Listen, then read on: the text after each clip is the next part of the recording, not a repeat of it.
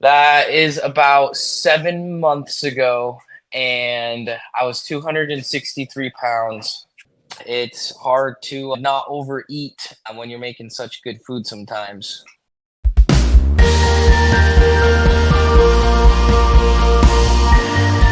Hi, welcome back to Carnivore Nation, and today I have got the fantastic Vinnie Haffner. Welcome, Vinny. Thank you. So, Vinny, we obviously met each other across other social media, and I saw some impressive photos of yourselves. So, do you want to introduce us to who you are, what you're all about? Yeah, absolutely. My name's Vinny. Truthfully, I live a pretty boring life. I spend most of my time at the gym working or with my family. And I did carnivore for about 2.5 months. More recently, I've switched more to an animal based, so opening up a couple more options that I was restricted on before. But that is me in a nutshell. Okay. So I've got a picture which I did for the thumbnail here. So tell us a little bit about the picture on the left as well as the smiley pose on the right. So tell us a bit about you on the picture on the left, the before picture, let's say. So the before picture, I might have been a week into this fitness journey, is what I've been calling it. That is about 7 months ago, and I was 263 pounds. That was the heaviest I recorded myself at. I would imagine at that point in my life, I probably peaked at 270, maybe after a buffet. I really didn't exercise or eat clean. And I'm only 24 years old, and I turn 25 next month actually, and I've never been at a healthy weight in my entire life. I mean, if I went to the doctor right now, I'm sure I'd still at least be overweight, but it would be the first time I wasn't morbidly obese. And the picture on the right was taken about 2 weeks ago, and that was when I hit my 200 pound goal, I believe. Actually, that one on the right, I believe, is 193 pounds. That's right. That's the leanest I've been after I stopped carnivore and I went to animal based. I put on a couple of pounds, and that's pretty normal. I I was definitely the leanest I had been just doing straight carnivore, but I'm walking around 197, 198 pounds right now. And that's, yeah, a 70-pound difference from the picture on the left to the right. A very short space of time. So did you find it easy at first? Did you have, everyone talks about the diarrhea and the keto flus and all that Oh, sort of it. Did you? man. So I didn't get any flu-like symptoms other than diarrhea. I definitely got that pretty bad.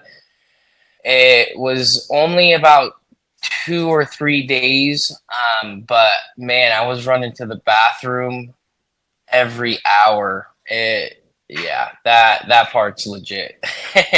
It take about 3 days of it, and not the funnest. But I'm glad I didn't get any flu-like symptoms. That seems almost a little worse. But I have seen that on a lot of the Facebook pages I'm in for carnivore. A lot of people talk about the symptoms, and my wife actually did carnivore too.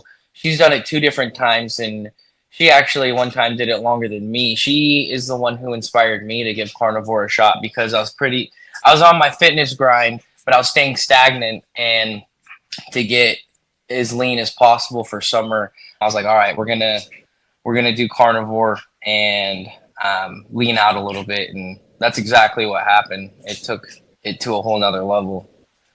Okay, and you shared this picture with me as well, so I thought I'll put this up as well. So this is a more recent picture, is that right? Yeah, yes, that is, and I think I'm a couple of pounds heavier than the one.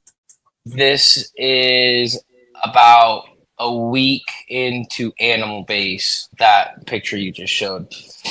So do you want to explain? Obviously, you started strict carnivore, and now you talk about animal based. So what's the difference? So for people watching, so they can understand what you mean. So when I first started exercising and choosing to eat cleaner, it was just that. There was no animal based, there was no carnivore. It was just doing research on what better for you foods are and low carb. I've been low carb this entire 6 7 months. So I was doing like lettuce wraps for lunch, usually scrambled eggs for breakfast, and then a protein shake or something light for dinner is what it started out with, and that's a pretty average day for what I was eating for probably 3 or 4 months, and then I went carnivore for about 2 months, and that was about 3 months ago, and I'm sure everyone here knows what the carnivore diet is, but I was just Yeah. eating meat. And then for the last 2-ish weeks, animal based, I'm doing more dairy than I was on carnivore. I would have very specific cheeses on carnivore, but I'm opening up more dairy options. And now the big one is eating fruit. I'll also eat vegetables.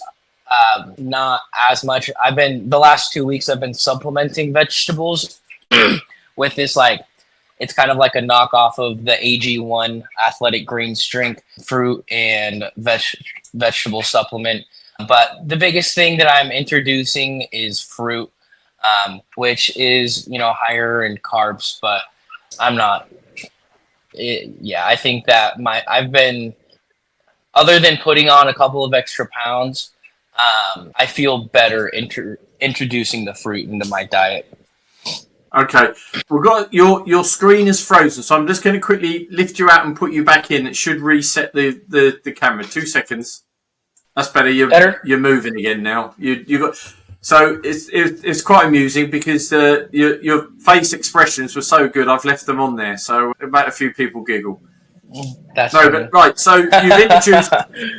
you've introduced certain vegetables into the diet, and how are you finding that transition back to including certain other products into your diet? So sorry, can you say that one more time? So you've obviously gone from strict carnivore to a more hybrid version of the carnivore lifestyle. How have you found that transition? Has your body reacted to it? Apart from obviously gaining a few pounds, have you noticed anything else different, or is it been pretty plain sailing for you? I would say when I first ate fruit after not eating fruit for so long or having any carbs whatsoever, it felt weird per se for the first day. It was kind of, I could feel my body going to ketosis when I started carnivore, and it was just kind of like a internal feeling. And then I kind of had something similar when I ate fruit for the first time after not eating fruit or any carbs for so long. It felt like my body was using energy differently than it had been, but that only lasted a day. Since then, I would say my energy levels are about the same. Definitely more mouth pleasure. Having something sweet is nice. And I would say my body's functioning relatively the same, going from carnivore to what I'm calling more animal based. Okay, so interestingly enough, you're quite young for people to be on because you'll find it's the old dinosaurs like myself that have a health issue that they go looking for, discover carnivore, and then go down that line. You obviously did it for weight loss, but have you found any other health benefits from you being in this lifestyle, apart from obviously the weight, which is obviously an important element for yourself? Have you had any other health benefits or issues following this lifestyle? So I had sleep apnea because I was so overweight. And I've actually been wondering if maybe I've outgrown it. Maybe I don't need my CPAP machine anymore. I haven't scheduled a doctor appointment to see if maybe I've broken the threshold of needing that. So that's something that's on my agenda. I need to do. From being so active, I have, funny enough, when I was overweight and stagnant, I have a bad knee I had surgery on when in 2017, my senior year. I was a wrestler in high school, and I wasn't able to wrestle my senior year because I had knee surgery. And since I've started exercising more, it's actually gotten worse. You'd think with all the weight loss, maybe my knee would be feeling better than it did. But funny enough, being active has caused me some issues. But when it comes, no, I don't think that the lifestyle has, that I know of, unless the sleep apnea thing has resolved itself. I don't, I can't think of anything that the lifestyle has either introduced So, or did you say you had a made PAP worse machine, the health the, wise. the A sleeping CPAP? assistant at night? Yeah, yeah, I still have it. What That I'm surprised me. Someone of your age having that. But you say you no longer use it, or you only temporarily use it every now and then. So what I'm wondering is if I've outgrown my sleep apnea and that I don't need my CPAP machine anymore because I've lost 70 pounds. I haven't been tested, so I'm still using it. I need to make an appointment and see if I still have sleep apnea, and maybe I've outgrown my CPAP machine. But my blood pressure, I had high blood pressure, and now it's in the normal range, which is good. So there is one health benefit that losing all this weight has done for sure. And maybe even the sleep apnea is better now, and I just don't know it. Yeah, well, you don't want to take any risks, so you're right to approach it cautiously as you do. But I found after the first 4 months where I lost 50 pounds, I went from someone that snored and slept really poorly to someone that sleeps really deeply now with no snoring. But my length of sleep is shortened. So I normally now go to bed between 11 and 12 at night, and I'm up at 5 o'clock on the nail every day, like Tigger, ready to bounce around the room. So, Oh, but wow. again, you're right. If you've had that situation, you're right to take that caution and get the correct medical support before making any major changes. So that's very sensible of you, Vinny. Well, thank you. Yeah, and I can give you I can give you an update when I do another sleep study. Maybe it'll have So gotten how does that better. work in America, the sleep study? Do you have to go under like a monitoring situation within a hospital or whatever? So I didn't have to do that. If they do that for some people, but for me, they just gave me something to strap to my chest, and I got to take it home, and it monitored my sleep from home, and there was just a couple of rules that I had to follow, and then I just dropped it off to them the next day, and they could view my sleep from it. It was, yeah, just a little contraption that strapped to my chest that I got to use at home. That's great. Technology is fantastic in that. So do you or did you take electrolytes, or because obviously if you now got vegetables again, you're picking up a number of that anyhow. But did you used to take electrolytes, etc. on the? Yeah, that was one. That was the only thing that I supplemented for, other than like my workout supplements. But the only thing I supplemented going into carnivore was electrolytes. I used some liquid IV. Right. So if someone was watching this and was considering of your age group was considering doing something similar or same, what would be your advice to them? What would you say to them before they took the challenge?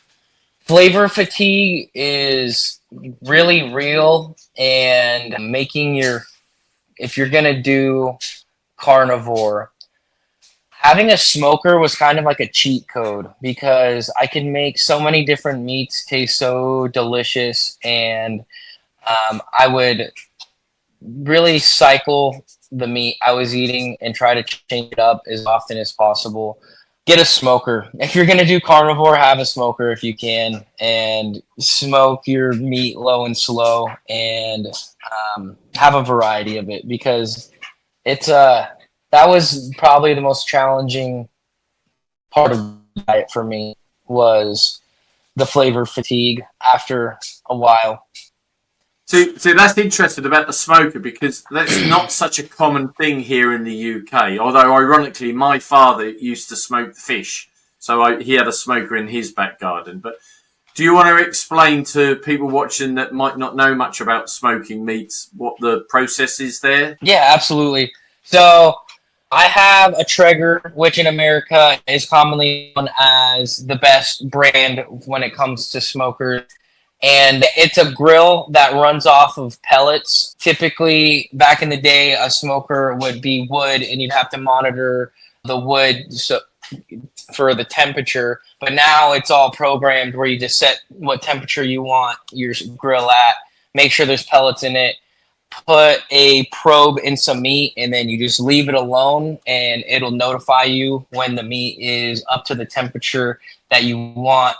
But you can get whatever flavor of pellets you want. There's applewood, cherry wood, hickory, and that will leave that flavor on the meat. Wow, and very tasty as well. So, how long Yes. do you smoke it for? Is it overnight? Is it just a few hours? So it all depends on what you're putting in it. If it's a big piece of meat like a pork shoulder butt or like a brisket or something, it's going to be an all night situation. But something like ribs, per se, you can get done in a couple of hours. It all Wow. just depends, yeah. And if you have the time to wait and you go lower in temperature and do it longer, it's going to be better tasting than if you try to rush it and get it done in a couple of hours. Wow. You're making me feel hungry now, mate. You really are. That's actually, I'm pretty passionate about food. That's one thing through this fitness journey that has been difficult, and it was one of the more challenging parts of the diet. Is I love to cook in my free time. I'm pretty decent at it for an at-home cook, and it's hard to not overeat when you're making such good food sometimes. There's a And yeah. what did you do drink wise? You were a young man, were you still drinking beer? Were you disciplined on water or what? So through carnivore, it was pretty much just water.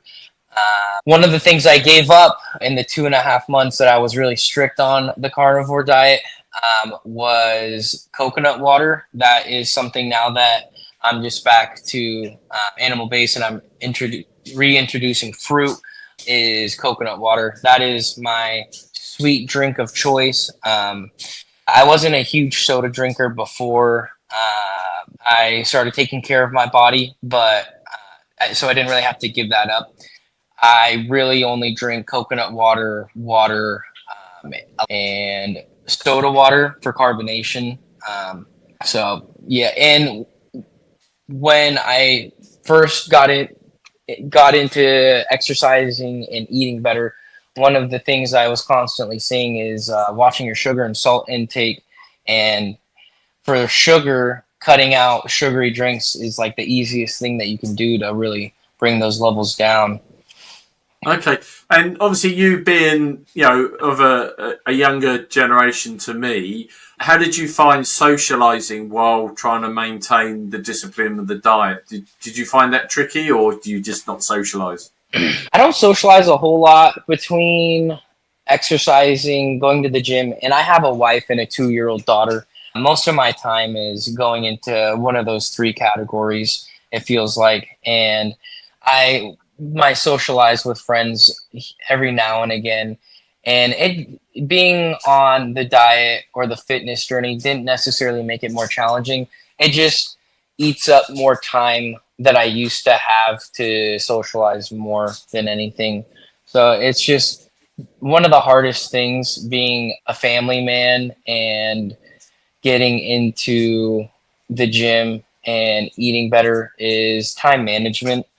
That's been a constant. Getting to bed on time, trying to get a full 8 hours.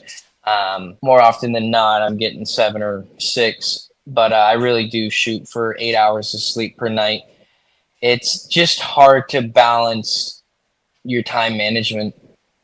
Especially with a 2-year-old. Crikey's. Yeah, yeah, You know, yeah. they're a challenge on their own. Yes, absolutely. So what does the future hold for you? What's your future plan going forward now? From this point forward, my goal is to be healthy. That's why I got in the gym and why I got in my cookbooks and changed my diet up was initially to be healthy. And that's something that sometimes, you know, I don't necessarily lose, but when I start thinking, oh, I want bigger muscles or this, that, or the other thing, I have to ground myself and make sure I don't want to get body dysmorphia through all this. That is something that I know a lot of people go through and something that I don't want to have to deal with for myself. And retelling myself that I'm doing this to be healthy and not for X, Y, or Z is something that helps me stay grounded with that and make sure that I don't start hating my body when it's the best that I've ever had it. No, awesome. So, is there anything you want to add before we wrap up? Is there anything you want to add for anyone watching this video that you think will be helpful? Consistency when it comes to your diet and exercise and your lifestyle. I haven't been perfect throughout this journey, and I'm still seeing results. And I've never been the person on the other side of this situation. My entire life, I've been overweight, and this is the first time that I assume I'm at a healthy weight. And for everyone out there that sees this, that thinks that that could never be them, just stay consistent if you make that choice, and you will see results. Brilliant. Absolutely brilliant. That's what to finish on. Brilliant. Vinny, thank you very much. All right, I'm just going to shut off now. So please, if people are interested in following this channel, please subscribe. Sorry, wrong button there. See, it's me trying to be too clever now with technology. So anyhow, brilliant. Vinny, thank you very much. Have a brilliant day, because I know it's early for you today, so you've got the whole day ahead of you where I'll be wrapping this one up. So for those watching this, keep following, keep being carnivore. Yes.